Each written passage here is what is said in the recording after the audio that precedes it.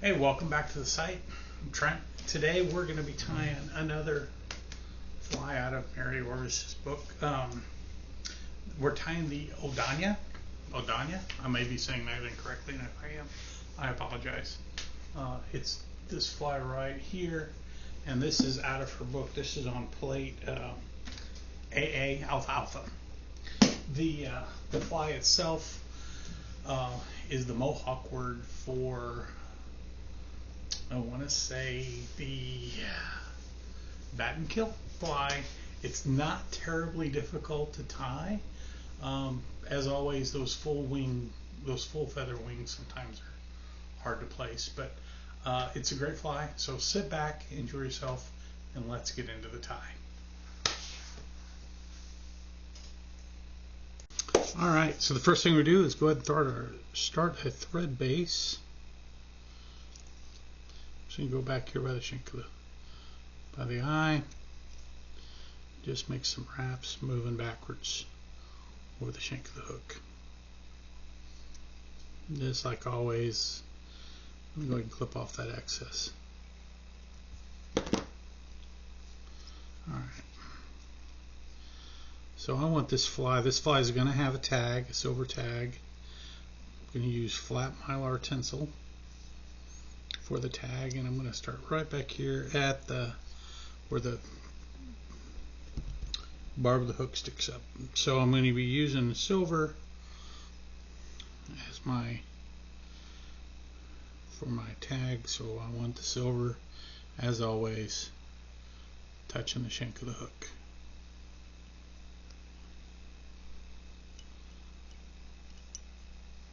There we go.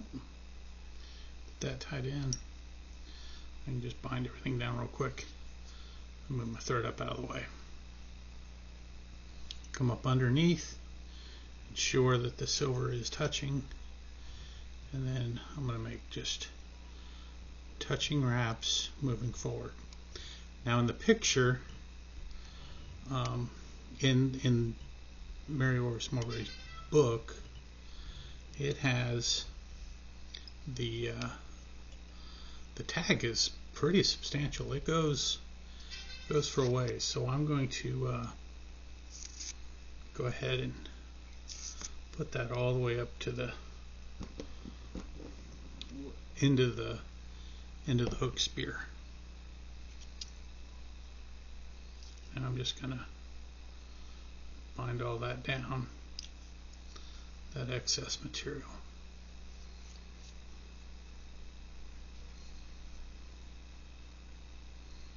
Like so. Alright. Okay, the tail of this fly is just some black fibers. I'm using slips from a left and right. This is a dyed turkey wing feather. So, or goose feather rather. So, went ahead and got my slips together. Got one just a little too big. So let me clean that up. Of course, I want my tail, as always, be roughly equal to the shank of the hook. So that's right about there. And then I'm just going to come down over the top with 2-3 loose wraps. Look at it. Yeah. Looks good to me. Just get it right on top of the hook, just like that. So see how it's sitting now right on the top. So I'm just going to push these fibers down on either side of the hook shank and then bind these down. This will help ensure that the floss body is smooth and I don't get any weird bumps from where I'd clipped that material off.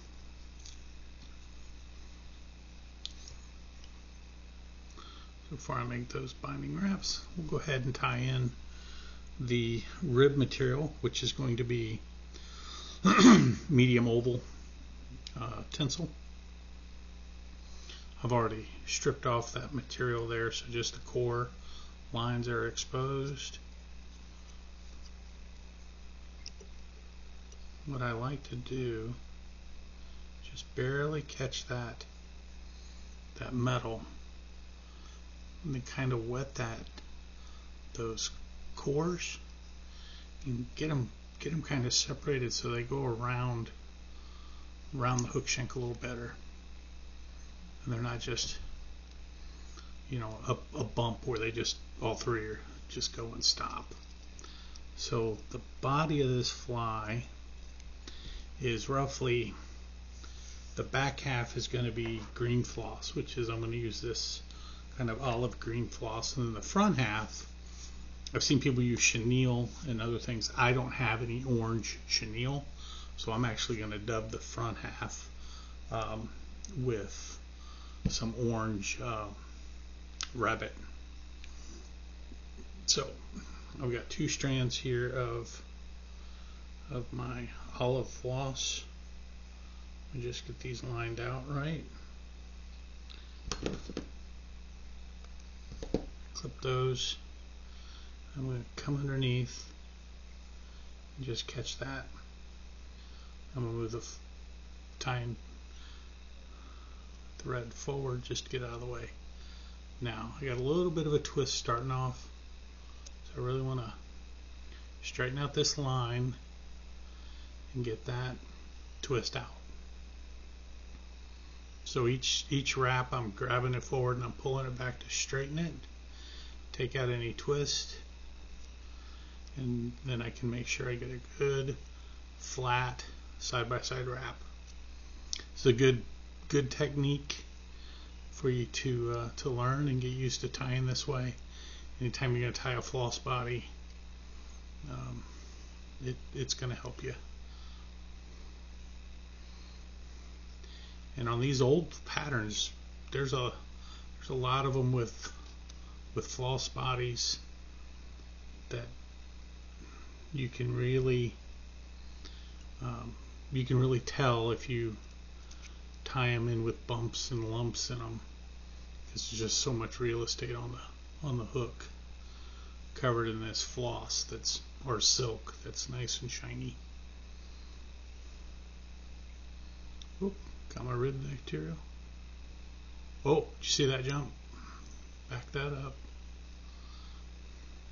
And here's the thing about fly tying, at least this is supposed to be an enjoyable pastime. So don't get angry and upset and yelling at your hooks or your material, or see that? Oh, I did it again. Just back up, slow down, you know, take a deep breath, and just go back to it. At the end of the day, these are all for you. Drop that.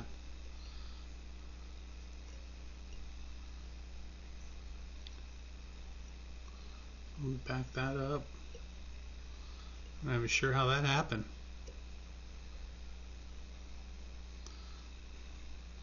Here I am talking about making mistakes, and I keep making mistakes. But you know, these are for you. So, and the ugliest fly out there is going to catch a fish. I can attest to that. So we're not trying to catch fishermen, we're trying to catch fish.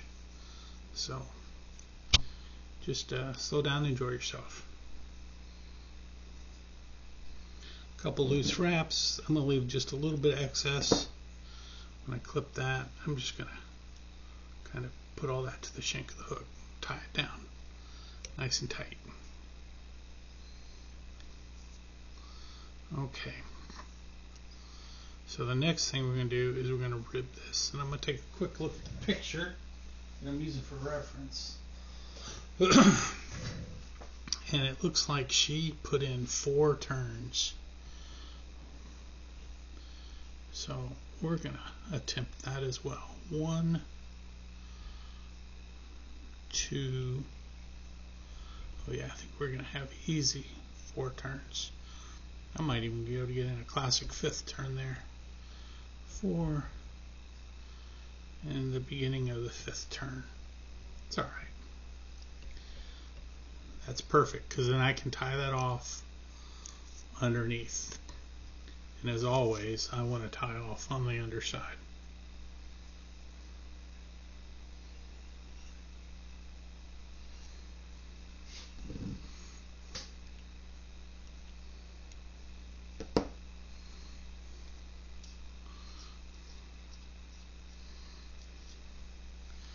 Alright. Next step we're going to do is I'm actually going to make a dubbing loop. So give me just a second. Take off, I'm going to say maybe 6 inches of line.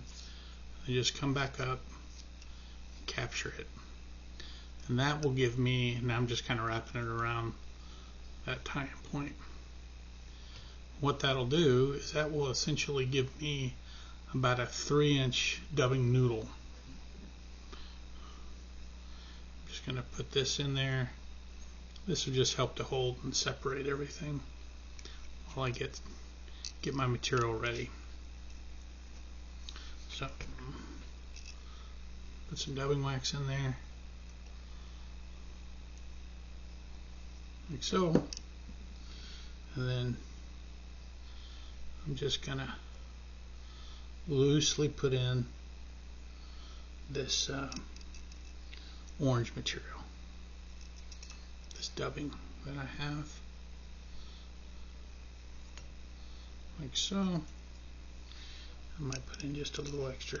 So this is probably going to look a little tighter on the orange than it would if I used a chenille. Well, depending on the chenille, but so I just put a little bit more down here on the bottom.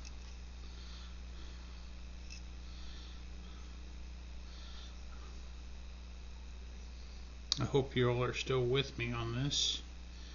I know there's a certain amount of people that will just click through my videos. But these old patterns, they're not quick ties. They take a bit of time.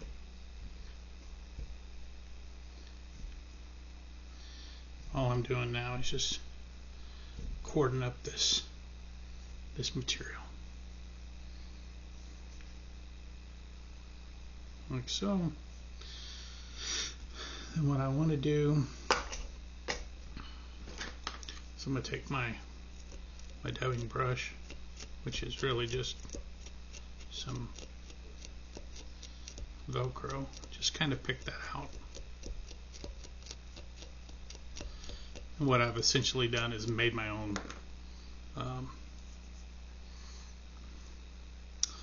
chenille. So just unhook that.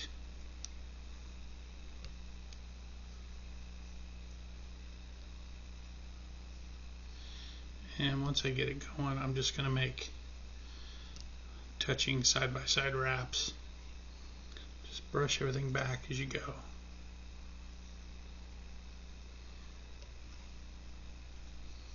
Just like so. You got to remember when you're doing this, you know, I got to put a wing and a throat and a head on this fly yet. So make sure you leave yourself plenty of space up front for that. It's starting to, my noodle's starting to get thin, so I'm going to go ahead and call that good. Tie that off. Clip off this excess.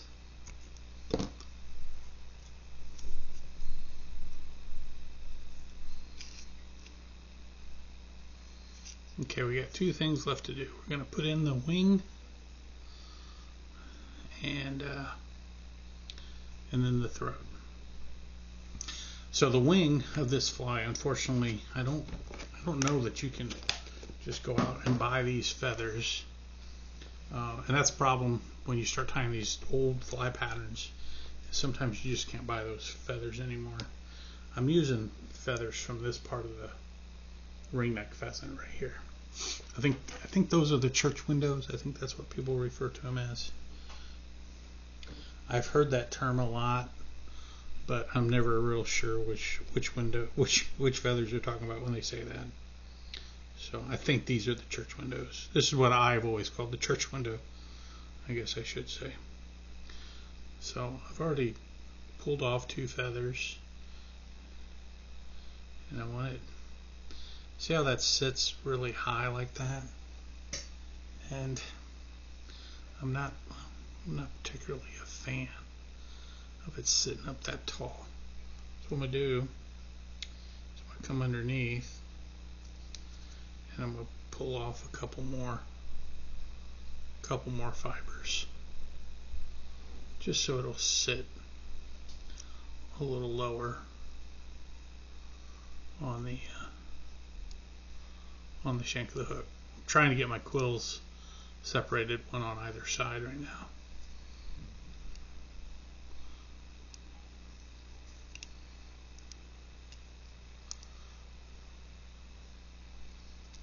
And the nice thing is, when you have all this quill left, you can really use it to help manipulate those wings into the position you want them in. So don't go and cut them off right away, you know, short.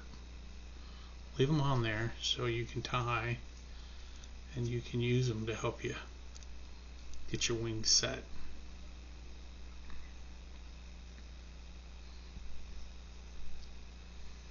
Just like so.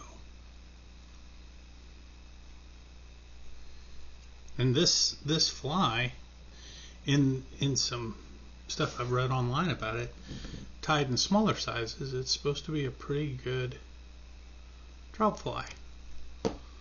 So I could see that, you know, tied in some smaller hooks, or maybe this hook, just a really big, pretty aggressive trout fly. Or there we go. So the last thing I'm going to do is a brown throat on this fly, and for that I'm going to use, this is just a brown hen hackle, or I guess it's from a hen saddle, but anyway, I'm just going to pull off one pretty good feather that I want to use, and strip all the fuzzies off the bottom, and then we're going to take this, we'll palmate it back just a touch to get that little triangular tie-in point. See that? There. Anyway, clip that.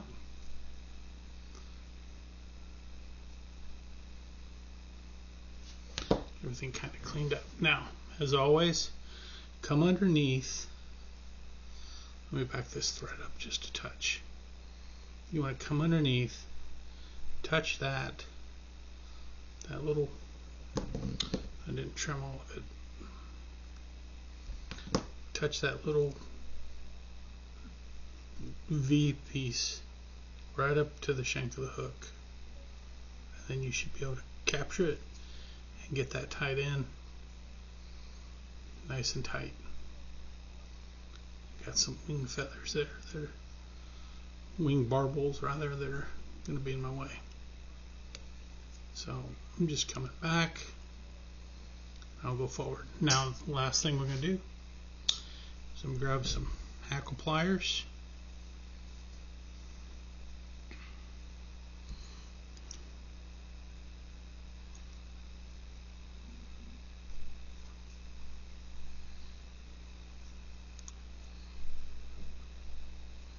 We're just going to come up over the top.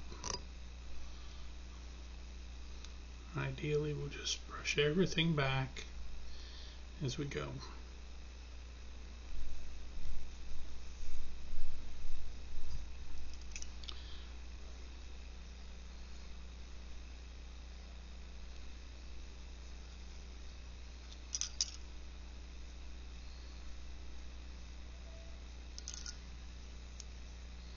I'm just letting that hang with the weight of that hackle plier, and I'm just going to tie in the head.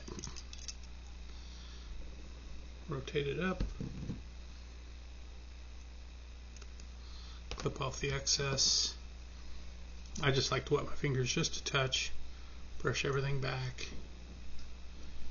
just so it doesn't interfere with my head when I go to tie it in here.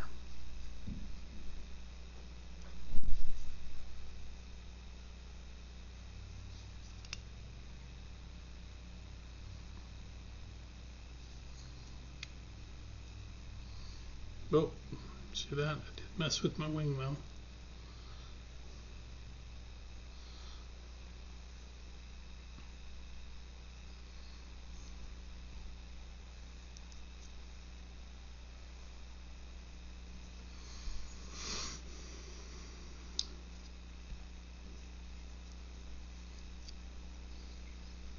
So there is the finished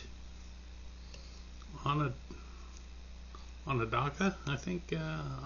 Anyway, I've mispronounced it, but here's the finished fly. It's really a nice fly to tie. It's not terribly difficult if you have the materials. That's always the kicker. I'm just going to clean up some of these errant feathers here. Excuse me, errant fibers. But really pretty fly. So if you like this kind of content, hit that like or subscribe or whatever it is so you can continue to see these flies. And